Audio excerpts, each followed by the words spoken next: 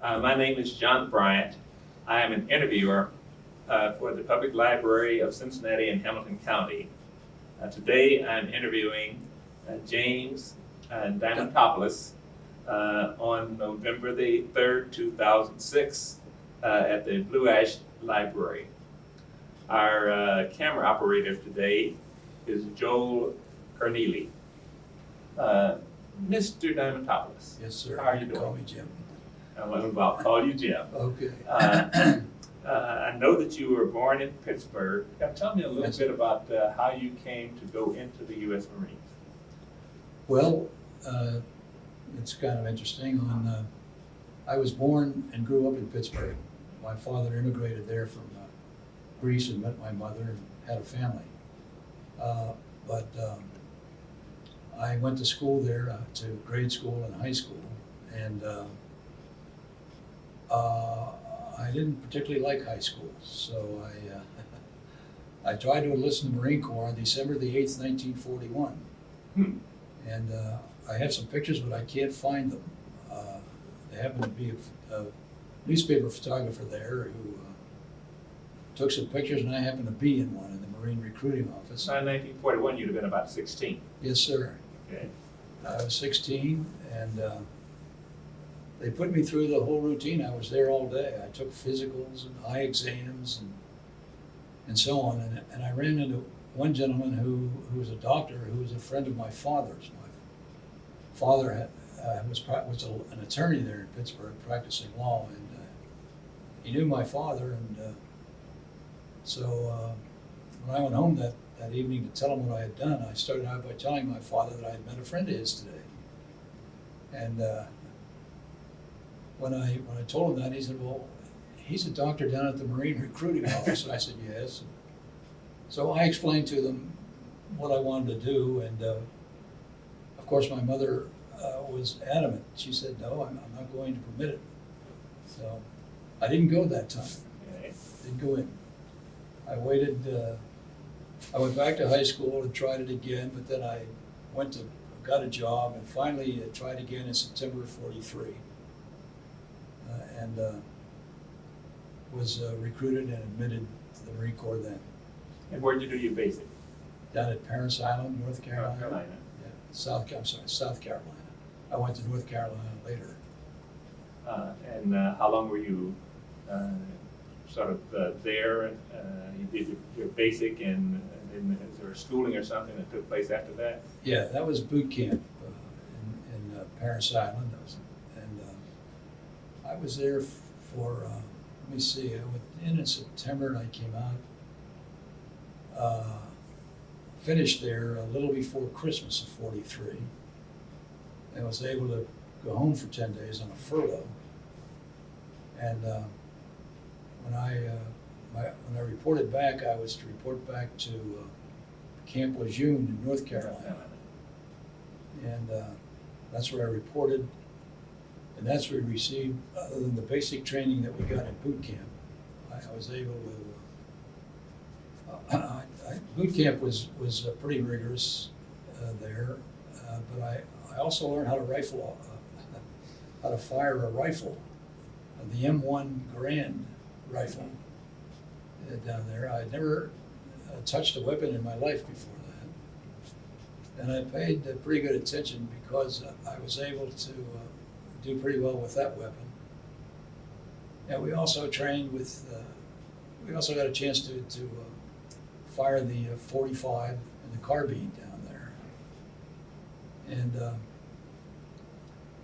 but then my later training in the Camp Lejeune in North Carolina was on artillery, primarily anti-aircraft artillery, which included the 30 and 50 caliber machine gun, water-cooled machine guns, and the 20 millimeter and 40 millimeter and 90 millimeter cannons, anti-aircraft cannons. And I was in Camp Lejeune for, let me see, from about the end of December of '43 to the beginning of January '44. guess it was. When I went. No, I'm sorry, I'm talking about Lejeune now. I'm back in Paris Island. I went to Lejeune in January of 44 and finished up there around April of 44. You were young, Yes. 18 years old. Yes. Um, I was just 17 when I went in. 17 when you went in. Yeah. Okay. What was it like for a 17-year-old once you got there, as opposed to what you might have thought before you got there?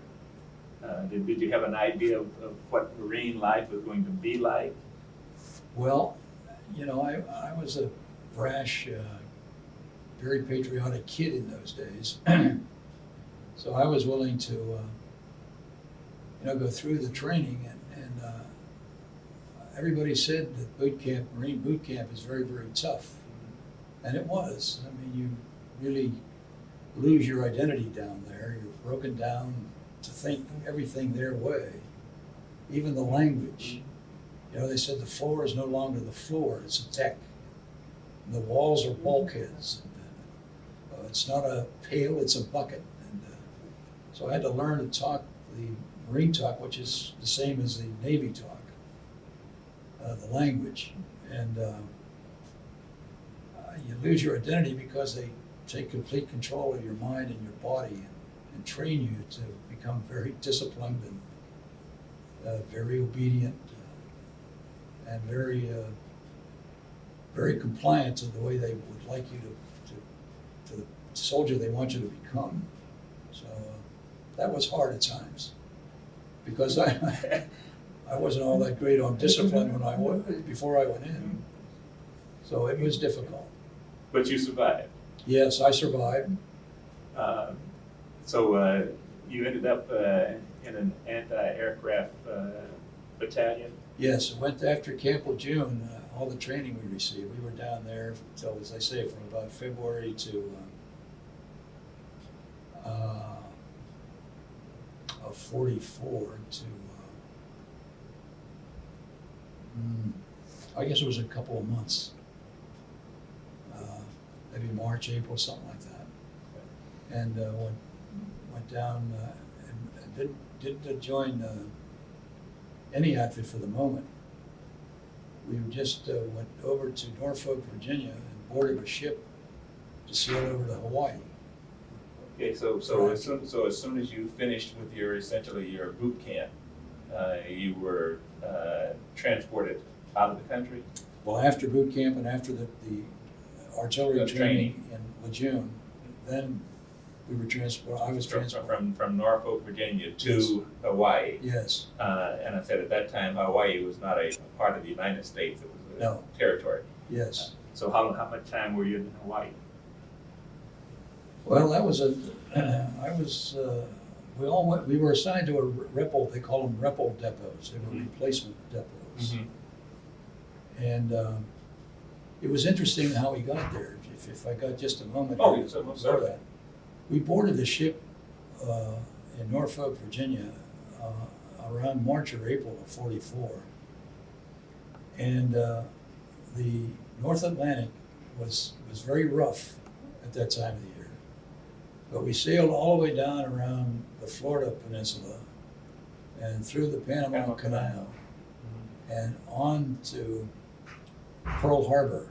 It took us about 35 days because we were weaving in the water to keep as little a target as possible, or not to make a good target for submarines. We had some escorts down the American coast, destroyer escorts and so on. But at any rate, it was a long trip. The ship was very crowded. There must have been thousands of Marines on there. And, life was pretty... Now, do you sail well? Yeah, as I understand it, being on a ship for that length of time in rough water is not the easiest thing to do. No, it wasn't, although I had no problem with it. I had sailed once before to Greece with my father and mother and sister in 1929.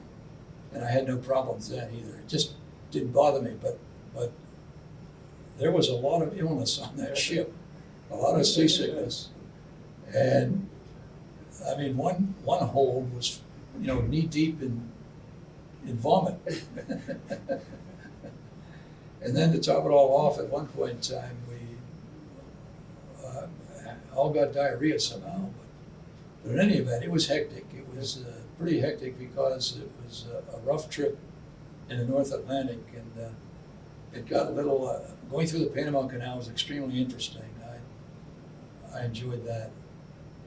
And then going over to Pearl Harbor, that was an emotional shock to me, because the hulks of the ships, were still above water there.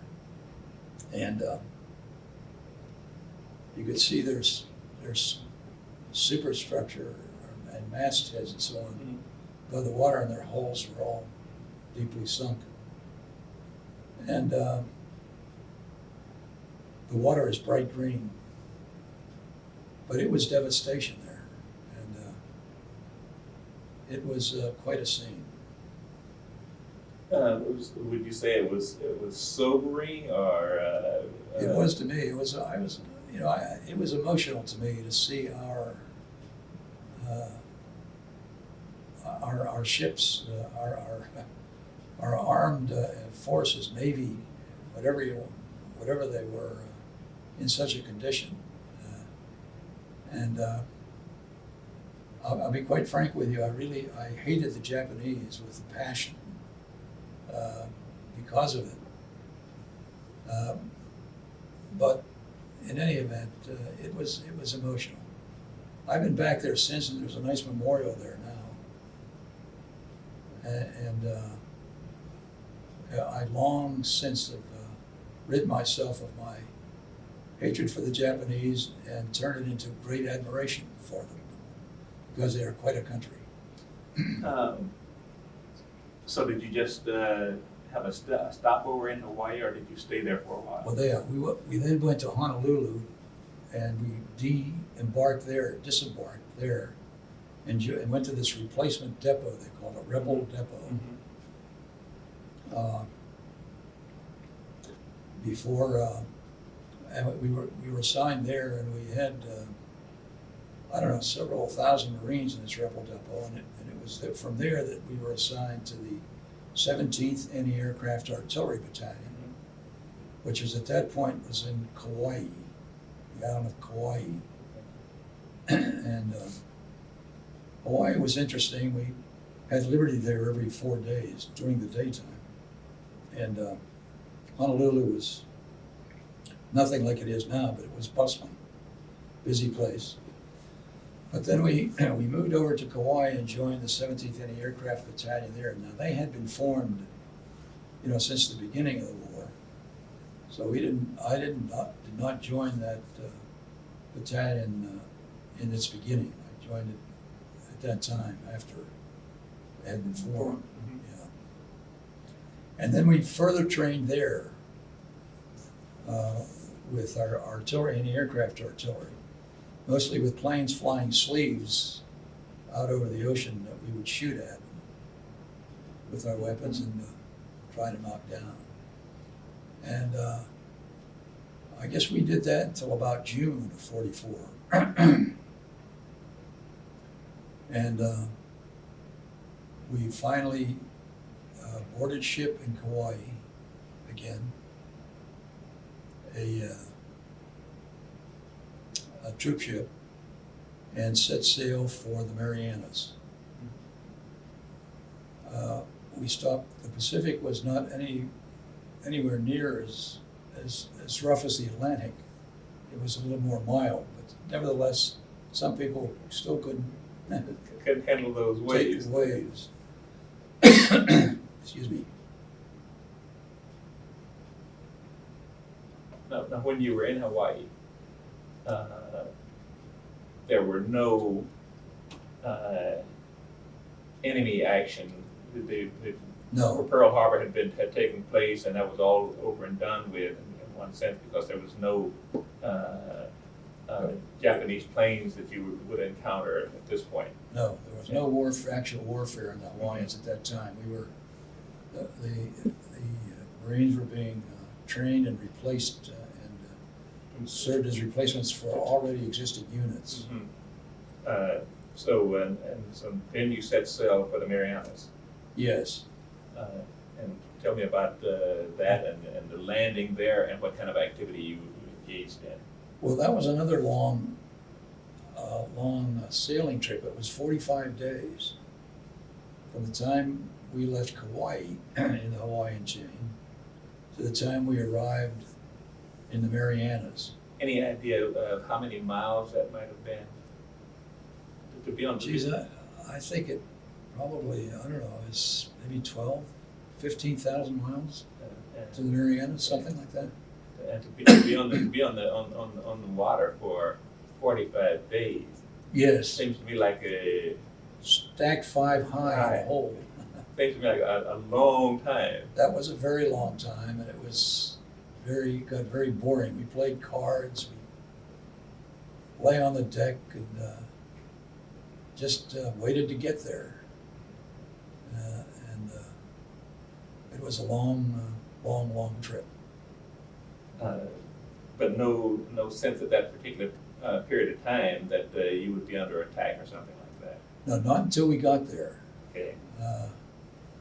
We got there, and this Battle of Saipan, which was a very tough battle, was still going on. Mm-hmm. The 2nd and 4th Marine Divisions, infantry divisions, and the 27th Army Division were still on Saipan, and they were fighting and still securing it. The Marines had a general there whose name was Holland M. Smith, and he was nicknamed Howling Mad Smith because he was always howling and he was always mad. At the point that you were as a enlisted man. Oh, I didn't know him personally. But you knew him by reputation. Yes.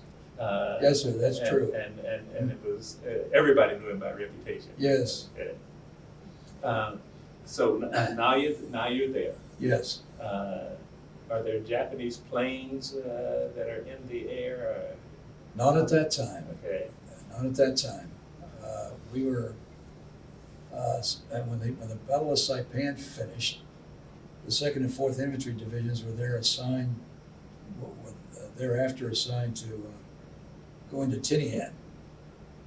So then that's on,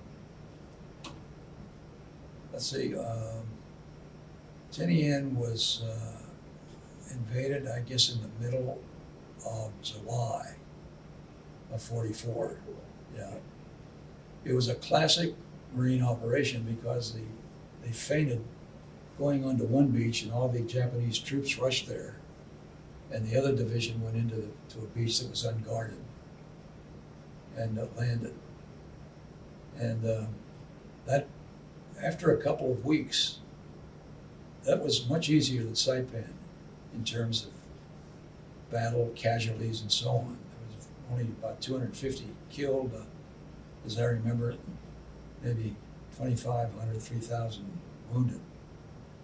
But as they went, when the Marines invade an island, they start at one end, like they start here, invading a beach, the beaches down here, and they just keep going until they get to the other end. And they knock everything down, trees, animals, humans. Destroy everything in sight. Sheer devastation, yes. Now, was this peculiar to the Marines as opposed to the Yes. Army? Yes. The Army, again, just to give you an anecdote, the Army would move much slower. And on Saipan, Howland Mad Smith was so annoyed with, he'd given the 2 Marine divisions the flanks, and he put the Army division in the middle. The 2 Marine divisions were advancing much quicker.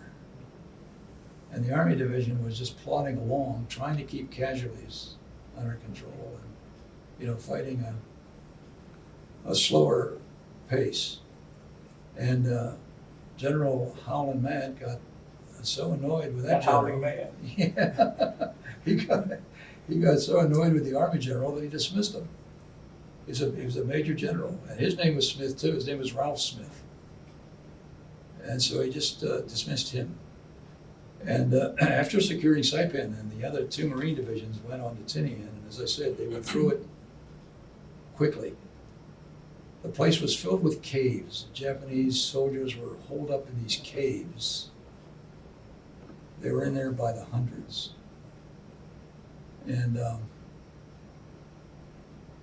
they had supplies of fish heads and rice in oaken buckets, sort of rounded oaken buckets, about the most foul-smelling food that I think I've ever smelled. But they were holed up in there, and the Marines did not just clean out every cave, these infantry. As I said, they just from one end of the island to the other end, knocking everything down, killing everything, and then declaring the island secure. And of course it wasn't secure, because there was a lot of Japanese left in the caves. We then followed the infantry onto the beach while the battle was still going on with the infantry and the Japanese, with all of our equipment. That was interesting. That was another interesting experience, if I can digress for a minute. We had to go down the rope net to get into the LCMs to be transported to the beach. And the sea was rough that day. The swells were high.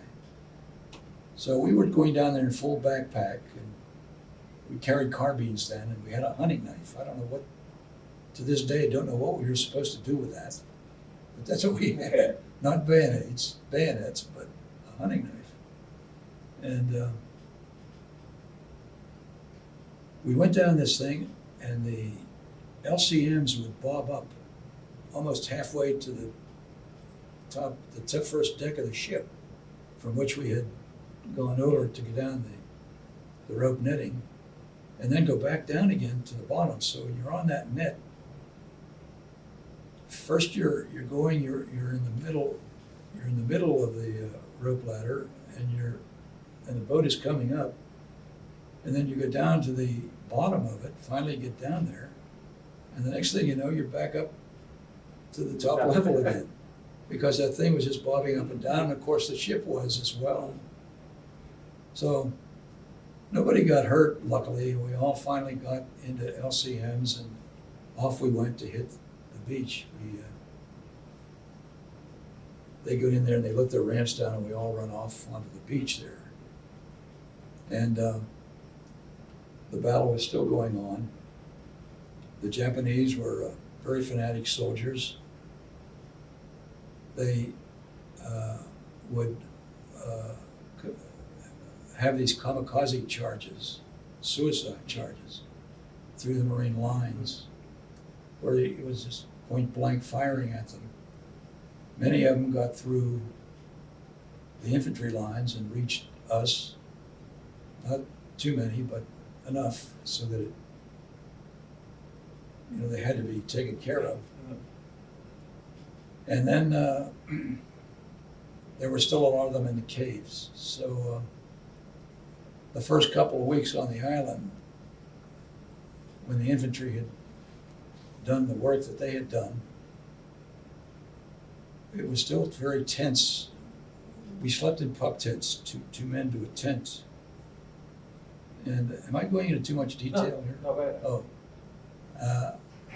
We slept in pup tents out in the open. Used our helmets for relieving our bodily needs, and shaving out of most of them. And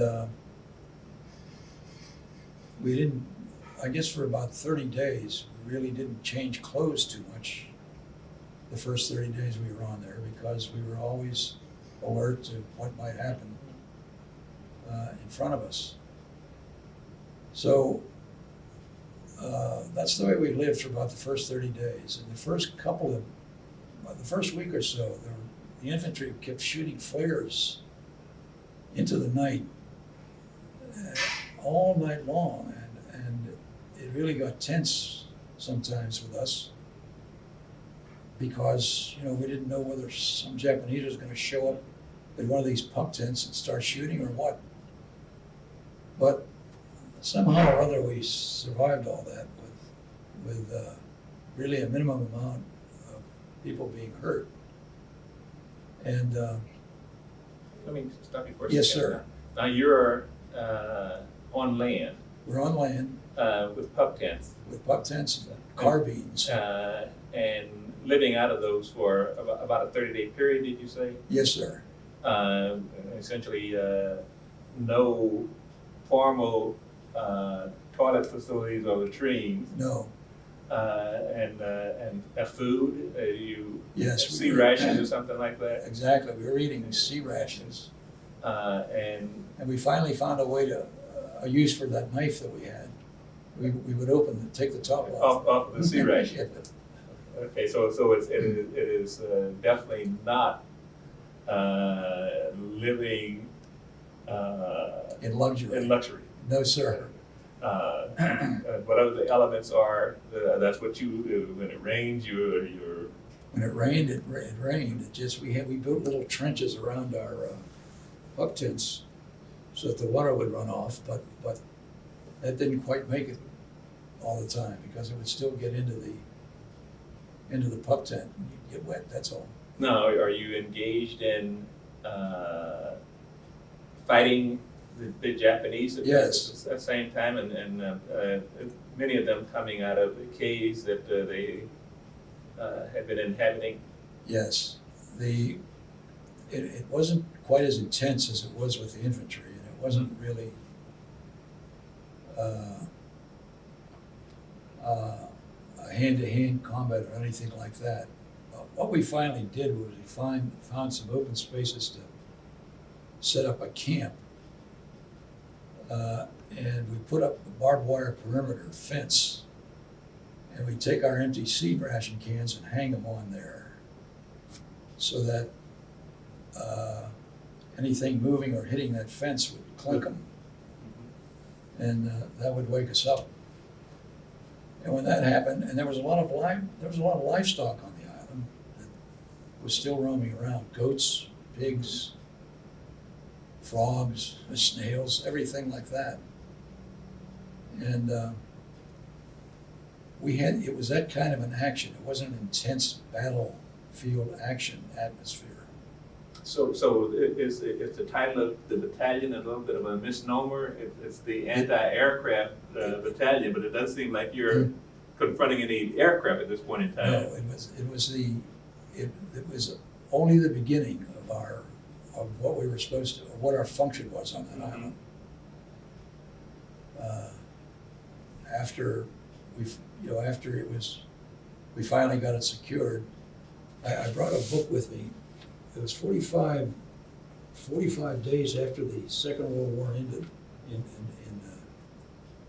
in the Pacific. There's a fellow that came out of a Japanese major who could not be convinced that the war was the over. war was over. And we finally convinced him. He was on Saipan. But there were people like him still on Tinian as well. Was finally convinced, and he came out, but it was 45 days after the Second World War ended.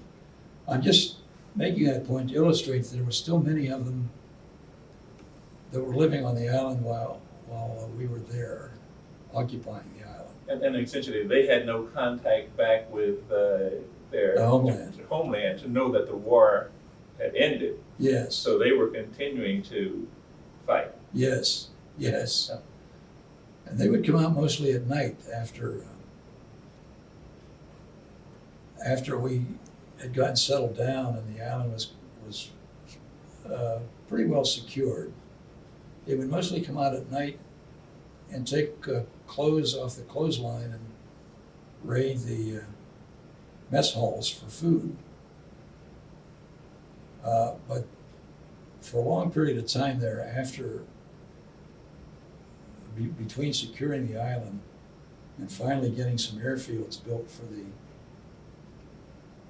B-29s to come in by the Seabees, by the way. So once you got the island secure, then you essentially put in airfields for Yes. the planes to take off and return to. Yes, sir. Okay. That's the Seabees did that. Mhm. They were They were the sort of the engineers, the construction Exactly. people. Yes, sir, exactly. They were absolutely fantastic with the way they built roads, airfields, roads, and so on. And there was, by the way, there's also about 12,000 out of around 26,000 civilians left on the island. They were islanders and some Japanese, and we had to build a compound to put them in. We keep them Mhm. in this compound. But anyway, the Seabees are the ones that built all this, these airfields and the roads and so on. And then we set up our equipment, our guns, in batteries surrounding the airfields, and both of them here. Now, we have planes that are, U.S. planes that are taking off from the airfields and going out to either engage the enemy or to drop bombs and things on Japan. Yes. Did we have any Japanese planes coming to try and drop bombs here that you would have had to engage in fights with? So you got to actually practice your utilize our craft. your craft. Any planes shot down that you're aware of? Yes, we did. We shot down. See, Iwo Jima was still occupied by the Japanese after the Marianas campaign, and they were sending down, based on what they had, which wasn't a hell of a lot at that point, they would send down some of their fighter bombers to try and bomb us, to bomb the airfields. But they were, as usual, suicidal, as well as, fanatic about what they were doing. So some of them made easy targets because they would come in kind of low. And the 40 millimeters, all of us would just open up on them, except the 90 millimeters were high end, mostly for high flying planes. And to tell you a story, the closest they ever came to shooting down an aircraft was one night when a Navy PB-4Y full of brass decided to fly over Tinian and Saipan. Mm-hmm. These two islands are very close together. Without their, what we call the IFF on, the identification friend or foe signal. And we trained our flashlights on them, and our battalion commander said, let's go with the 90 millimeters. And they just start shooting at that plane, and the ground rumbled, because they were really trying to knock it down. Then finally said, somebody gave the command to cease fire because that was one of our planes. Friendly plane. Yes, in the meantime, the shrapnel from these shells were raining down on us. Who were manning. I was on a 50 caliber machine gun crew there. So we couldn't go quite that high, but these things were just raining down on us. So I think they did more damage that way than they did anything else. But that's about as close as we ever came to shooting down a plane that was flying high. The Japanese planes, we got maybe a half a dozen of them pretty well before we finally took Iwo Jima, and that's a whole other story. And were you involved in any way with the taking of Iwo Jima? No, we weren't. We stayed on Tinian, as I said, because our charter, our duty was to protect and occupy and protect the island, and offer armed defense. How much did you hear about what was taking place on other islands and other places of battle? Oh, we heard quite a bit. We were kept up to date on that. On what was going on. And the Iwo Jima operation started out with a newly formed Marine division, one division, 15,000 men. And it was, it got so bad that the 4th Division, which had been on Saipan and Tinian, had to go up there and reinforce them. And then the 3rd Marine Division from Guam had to go there and also reinforce them. That was 45,000 troops to take an island that was like, I don't know, 7 by 5 or something like that. At what point did you start to have some respect for the Japanese as fighters? Or did you, earlier you said you really hated them when you saw what they had done to Pearl Harbor, Pearl yes. Harbor? Was there a point where you realized that these were pretty formidable fighters that you were engaged with? Yes, I don't know if there was a specific point in time that I felt that way, but you had to have respect for them because they were so fanatic and so determined. They were determined fighting people. These Arabs today over in Iraq, these terrorists remind me much of them because they're willing to give up their own life for their cause.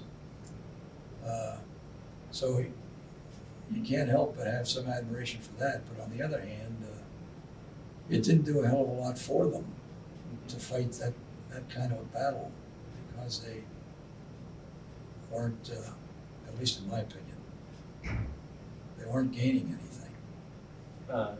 Do you remember when the atom bomb was dropped? Yes, sir. That bomb was launched from our island. I really, just to digress again for a moment, the B-29s really took a big beating on on the mission that they had to bomb Japan, because they were the biggest plane made at that time, and it was a big plane. I flew in one, as a matter of fact. Just by chance, I had the opportunity to do it, but it was a big plane. But they had a 3,000-mile round trip to Japan and come back and back. And these were from Europe? And these were from Tinian. Right here. Tinian, Saipan, and Guam. Thousands of them would go up there. And they were loaded with 500,000-pound bombs and full gallons, full tanks of gas. Full tanks of gas. And it took them forever, and they were reciprocating engines. They weren't jets. They didn't even know what a jet was then. They would take off, they would go out into the ocean, and it seemed like they were only about 15 feet off the water. It would just take them forever to get into the air. And then they'd go up and they'd rendezvous into flight patterns, designs, whatever. Fighting squadron. Fighting squadron, yes, sir. And they would take off for Japan. Then they would come back. One of them, I remember very clearly, one that just got to the end of the runway and blew up, and a big fireball went into the sky, and God, it was awful. And that would happen frequently. They couldn't even get off the ground, some of them, because they were so heavily loaded. And then they'd come back from Japan, and they were just shot up all to hell. And there were holes in the wings, the tail, and they'd have a tough time landing. There was a song, Coming In on a Wing and a Prayer. Coming in on a wing and a prayer, exactly. It was very, very rough. Some of them just never made it. So, excuse me. On a couple of occasions, the people had bailed out of the plane, and it came pilotless, flew right over our tent row and crashed into the ocean behind us. But they had a very tough time until we took Iwo Jima. And we built, the Seabees went in there and built an airfield there, and they had some place to land when they couldn't make it all the way back, because so many of them just never did get back. So I can show you some pictures of them if you like. When we finish it, we'll Oh, sure. so we can get them on the. All right. Yeah. If that'll work for you. Okay. Sure. It's difficult to remember and talk about some things. Yes.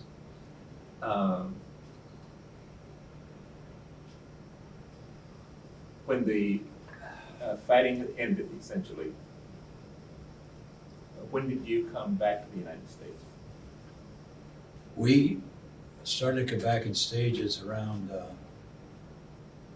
September and October of '45. The older service people in the battalion would go home first. Mm-hmm. I left there on November the 15th, 1945. And you'd gone in 43. Gone in 43. Had essentially gotten into the fighting arena. Yes. Sometime in 44. Yes. And you were there for what, about a year? We were 15 months on Tinian. 15 months. Yes. And then we got on a ship there, and you know, you wouldn't believe it, but we had to board that ship on a gangplank. We went out on LCMs, Mm-hmm. and instead of having, because there were no docks there, we destroyed them all. And we had to go get up to the LCM, get on as high as we could, and then grab the gangplank, which is on the side of the ship, and go up the gangplank to board the ship. Mm-hmm.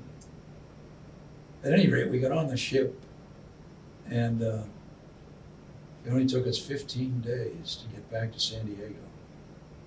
It's a short trip. It took you 45 days To get there. And back in a third of that time. Yes, sir. I mean, there was just, and we had no escort, and we went on a straight path. In other words, there was no weaving. Mm-hmm. Mm-hmm. But we often wondered if maybe some Japanese, because like the Japanese on the island, we often wondered if there weren't some Japanese subs out there that hadn't gotten the word. And we were completely defenseless. If that had been the case. Yes, if that had been the case. So we got back to San Diego. We left on November the 15th. We were there about Christmas time, I guess. Well, 15 days. No, we were there in early December, I think, of 45. When did you know the war was over? We knew the Japanese, when the European war was over, they announced it. And of course, everybody fired their weapons in the air, which was kind of stupid, but we did it. And then when the Japanese war was over, we were extremely happy because we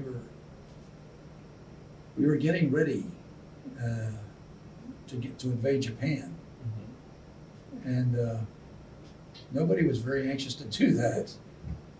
And when we got that word, we were just delirious, and we celebrated. The Japanese left a lot of beer on that island. They call it Asahi beer. They still have it to this day in Japan. And we got a hold of some of that stuff and drank it, drank it for a couple of days. And we were just so happy that we were able to start coming back home, and that the war was over. At the time, we were all very thankful, or at least I was, that A-bomb did the trick. But I'm having some second thoughts about it now, personally, because of what's happening today. Where we've evolved to? Yes. But boy, I'm glad we had it when we had it at that time. So, can I take a head break, as we used to say in the Marine Corps? Oh, most certainly. Well, by that time, the war, this was 40, late 44 and 45, going into 45.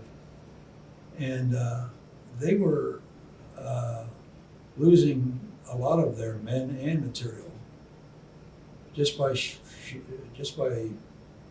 because of the war. They were being killed. Excuse me. So there was so it wasn't anything miraculous. They just didn't have anything left. They were running out of steam. They just didn't have anything left. So, and particularly after Iwo Jima and Okinawa, which was the worst battle of the Pacific War, the worst battle. I mean, it was a bloody battle. A friend of mine was there with the 1st Marine Division. Came down, was in a hospital in Saipan, and came over to Tinian to visit with me. But they were just they were just slaughtered because that's the way they fought. But so did the Navy, and so did the Marines. We were slaughtered. I mean, the Marines were slaughtered too, because they were tough kinds of battles. But the war, the Japanese were running out of steam when the A-bomb finally was dropped, because they were ready to fight. I have a pamphlet here. I'd be glad to show you that too. They were prepared to fight on their islands, the Japanese islands. Yeah, the war would have gone on. On and on and on. And they just ran, after the A-bomb, there were still some military people in Japan that wanted to continue, and finally the Emperor Hirohito and his family prevailed on the military and the government at that time to call for a ceasefire. Did you have any inclination of the devastation done by the bombers at that time? The American bombers? Right. Oh, yes. We were getting reports all the time. They bombed Tokyo so badly at one point that they created a firestorm there. And it was just a ramshackle kind of I mean, the housing was just shacks. A lot. There was poor housing there. Even the buildings, they weren't well constructed, and they just go up in flames very easily. And Japan was just they were just bombed into eternity down up there. They just, because the B-29s, they kept, every day, by the way, we just kept flying up there and flying back with them. So they ran out of steam, and finally, when the A-bomb was dropped on Hiroshima and then finally Nagasaki, they decided to give up. And had that not happened, They would have fought on. and you would have been essentially moving forward. I may not be here today if that not had happened. I often think about that. But still, the A-bomb has left a hell of a legacy. I'm gonna, because we've got about 10 minutes left. All right, I'm sorry. No, you're fine. But let's get you back to the States and Oh, yes. and mustered out of the Army now. Yeah, What did you do? we came back to San Diego. We got a very nice welcome there, even though it was 6 months after the war was over. I went back to Pittsburgh and did some work in the steel mills there. And then I decided to finish high school, because I never finished. I enlisted in the Marine Corps. And I finished high school and matriculated to the University of Pittsburgh. Completed my 4-year degree program there. And then came down here to Cincinnati. Bringing with you, by the way, that you're a die-hard stealer and pirate. Absolutely. And came down to Cincinnati at General Electric. Yes, General Electric in Evendale, which was a huge plant at that time. I making jet engines, and went to work for them. And then ended up with General Electric up in the corporate office in Fairfield, Connecticut. That was my last assignment with them. I worked in the corporate office for the last 6 years of the 25 years that I was with them. I had assignments in Philadelphia and New York in between there, but that's Right next to a guy by the name of Jack Welch. yes. You know, he wants to buy the Boston Globe now. He's a fireball. Paper? Yes. I didn't know anyone was buying these papers today. Well, I don't know what he's got in mind, but that's what he says he wants to do. So was there any connection between what you did in the military and what you did in civilian life? Are they just totally?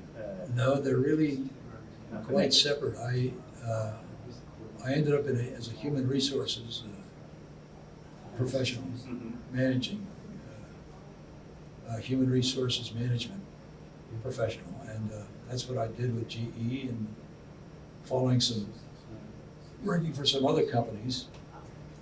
After I left GE, then I did it as a consultant for about a year or two. So what would you say is the most, what impacted you most from your military experience? Well, I guess it was, at times it was exciting, at times it was very emotional, at times it was traumatic, you know. But I think that war, probably the whole idea of war, you know, people killing each other, is probably what affected me more than anything. It just doesn't seem a very good way to settle things. And yet we seem not to have learned that. No, not at all. We're getting worse, in my opinion. Well, and mine also. Yes, Maybe that's something that comes with age, huh? I think so. I think maybe it does. You just get a little wiser as you get a little older. Oh, and I think on behalf of, let me back up. Is Sure. there anything that I should have asked you that I didn't ask you that you would like to comment on? No, I really enjoyed talking to you. And if it was too much of a monologue at times, I apologize. It was definitely not. You were asking me, you know, some very interesting questions, and I'm kind of glad I had an opportunity to, you know, talk about it a little bit, because it's been a long time ago, and it was one of those experiences in your lifetime that you don't go through but once. And we've asked some other veterans if their families have ever been interested or hesitant to ask you about your experiences. Most people have said they've just come out in conversations. They've never made a point to keep things inside or relate it all to them. How's your experience been in that regard? well, that's the way it was. After I got back home, nobody ever talked about it much, including me. And after I got married, we had children, they'd ask me from time to time some questions, and I'd tell them what I knew, and that was about the end of, that was about the extent of it. I didn't spend a lot of time on it. My perception was going to be that the veterans didn't want to talk about it, perhaps because there were shocking things or things they Yes. didn't want to remember. And most people I've heard in the last few days is we just wanted to get on with our lives. We put Yes. it over there, and we were either married or going to get married. We were going back to school, or we were going to start a career, and that's where the whole focus was. Yes. Not so much to forget that, but it was just put aside and go forward with what our lives were going to be. Because we Yes. started so young when we went into the military. Yes. How much time do you have left? We have 6 minutes. Because there are a few things that are Great. here that you, do I have to bring them over there, or will Well, hold one focus of them on- up. Hold that first picture up. Diamantopoulos, I hope you'll tell us what we're looking at. I know already, but This is the island of Tinian, on which which was really built by the Seabees, and which was home to perfect. several hundred, maybe 1,000 B-29 airplanes.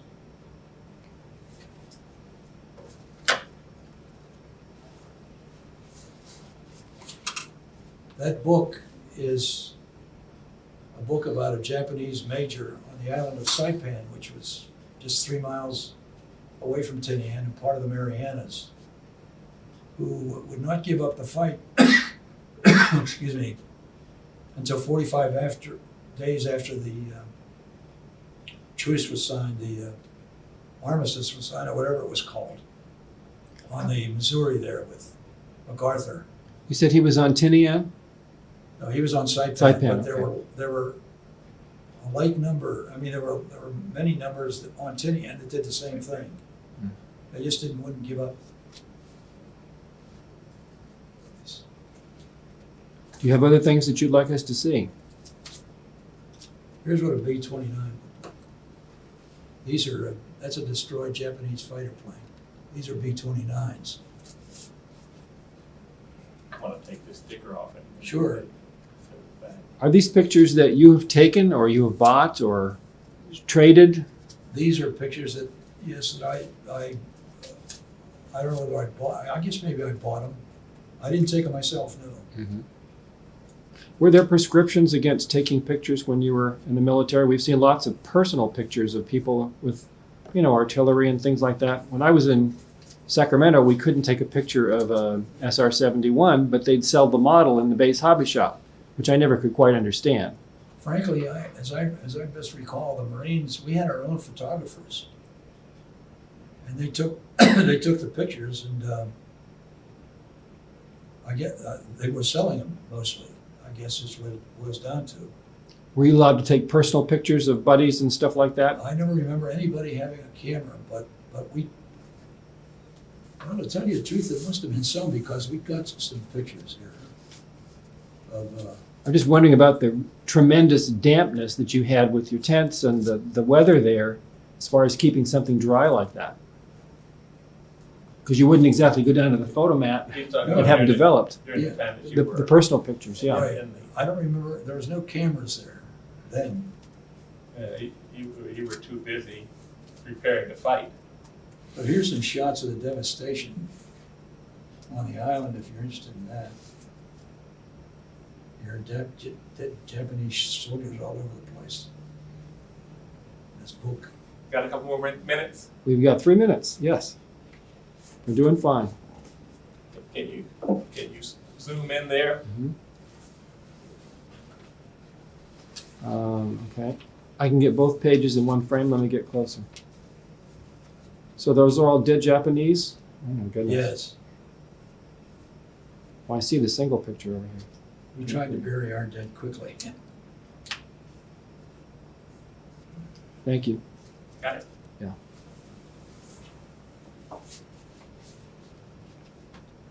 This is a publication a friend of mine gave me. It's labeled Top Secret, and it's the story of the invasion of Japan. If Japan had to be invaded, in other words. Do you have any feelings for how far away that might have been if the bombs hadn't done what they were supposed to do? Months? The invasion of Japan? Uh-huh. Well, Okinawa was secured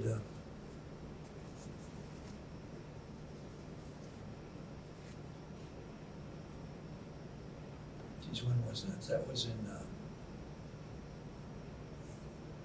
the fall of 45, and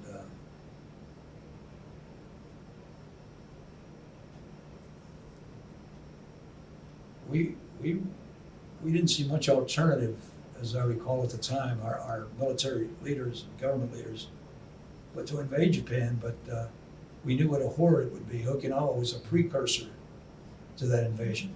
Okinawa was the bloodiest battle of the Second World War in the Pacific. It was just terrible there. Mr. Bryant? 1 minute. And So I think there were plans for the U.S. to invade Japan if the need had to be. And I think that's why Truman dropped the bomb. On behalf of the Cincinnati and Hamilton County Public Library, I want to thank you very much for a very interesting and informative discussion. Well, thank you. I enjoyed talking to you.